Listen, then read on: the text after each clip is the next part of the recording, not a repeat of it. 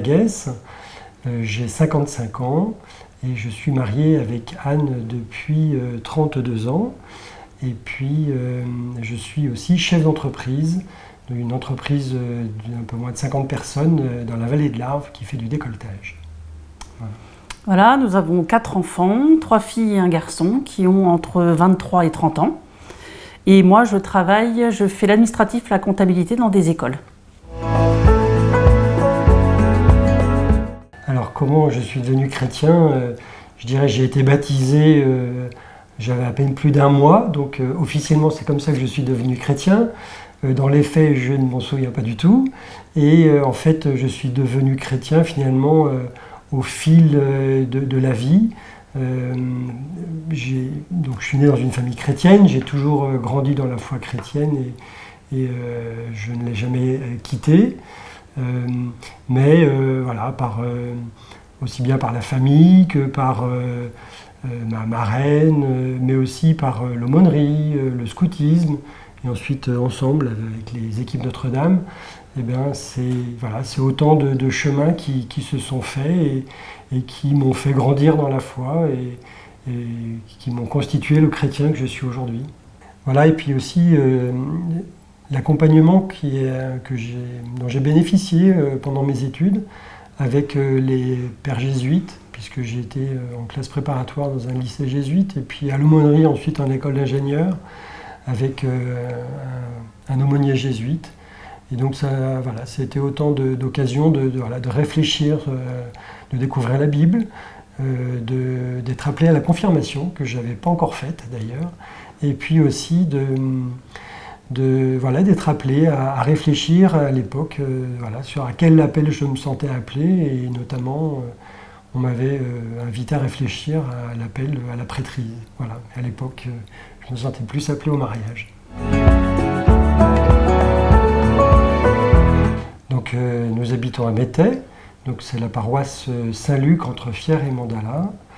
Donc nous y sommes depuis 2002, donc ça fait 22 ans maintenant que nous y sommes.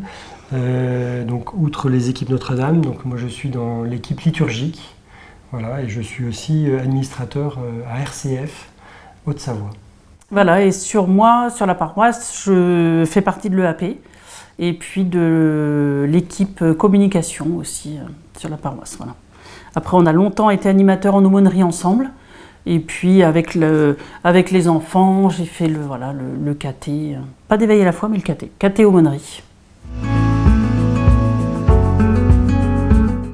Alors un jour, Anne a eu Gérard Favre au téléphone qui a proposé qu'on aille dîner chez eux. Voilà.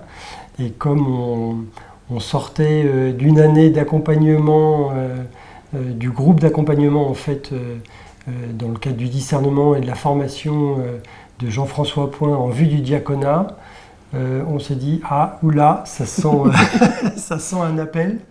Voilà, donc on est allé dîner chez eux et voilà, ça a été avec une grande joie qu'à la fin du dîner, Gérard et Bernadette nous ont demandé si on voulait réfléchir pendant l'été au fait de s'engager à réfléchir et peut-être à cheminer ensuite vers le diaconat. Voilà. Et puis on a passé l'été et puis ça a été l'occasion de réfléchir ensemble. On faisait la Via Rona en vélo, donc à vélo c'était l'occasion de discuter un peu, de réfléchir. Et puis donc on a répondu favorablement à la rentrée. Un appel plein d'inconnus, et puis en même temps on s'est engagé sur ce chemin confiant et serein, voilà, je dirais.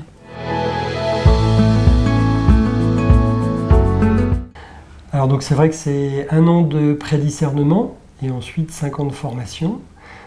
L'année de prédiscernement permet du coup, on est déjà un petit groupe, on était 5 couples.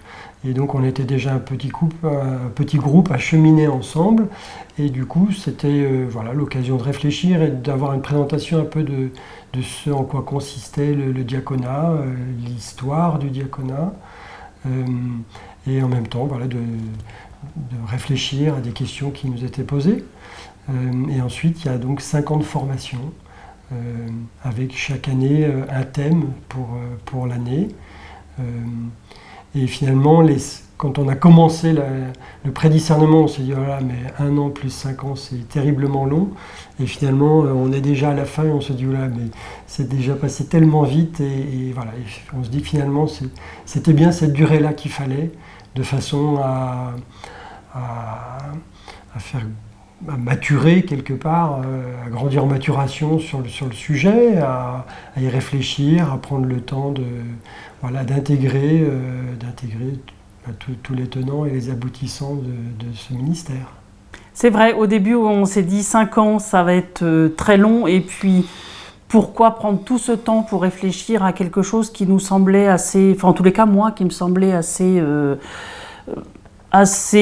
logique, enfin je ne m'étais pas posé plus de questions que ça, et c'est très important, ces années sont vraiment très importantes, parce que pendant les temps de formation, il y a des échanges, il y a des temps de prière, il y a des temps de formation, enfin tout ça on mûrit et on a vraiment besoin de toutes ces années-là.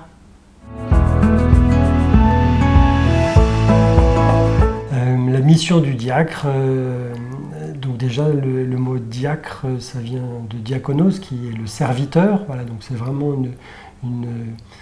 un ministère qui veut dire la même chose, hein, c'est un service, un ministère, donc c'est vraiment me mettre au service. Donc il y a trois grands piliers de ce ministère. Le premier, c'est le ministère de la parole, voilà, donc ça sera l'occasion de porter la parole peut-être de l'Église à l'extérieur de l'Église, mais aussi de proclamer la parole pendant la messe, et peut-être aussi de faire remonter la parole de la société dans l'Église. Voilà. C'est aussi donc le ministère de la liturgie, voilà, participer à la liturgie, à ce que nos liturgies soient belles et soient porteuses de façon à ce que chaque participant à une célébration se sente vraiment impliqué, concerné et sente qu'il y a du sacré et aussi du beau et de la joie. Voilà. Et puis après, c'est un ministère de la charité, voilà, donc c'est un ministère avec une attention à avoir vers les plus pauvres. Alors c'est pas forcément uniquement des pauvretés financières, ça peut être des pauvretés simplement de vie, des pauvretés spirituelles, des pauvretés, je dirais, de sens de la vie, voilà. Et donc, ça va être par rapport à tout ça. Alors, je rencontrerai bientôt l'évêque de façon à définir quelle sera ma mission, plus particulièrement de diacre. Mais voilà comment je la vois aujourd'hui.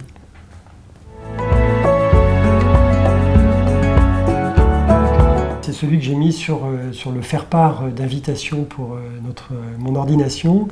C'est dans Jean 8, 12. Qui dit, c'est le Christ qui parle, « Moi je suis la lumière du monde, celui qui me suit ne marchera pas dans les ténèbres, il aura la lumière de la vie. » Voilà, j'ai choisi ce verset-là parce qu'on a besoin de repères dans la vie, et voilà, une lumière dans la nuit, c'est parce qu'en fait, il y a une photo sur mon faire-part où on voit une cordée sur un glacier avec le soleil qui fait la lumière, le jour qui se lève. Et donc, on a besoin de repères pour avancer dans la vie. Et voilà, pour moi, mon repère aujourd'hui, c'est le Christ, c'est la Bible, c'est l'Évangile.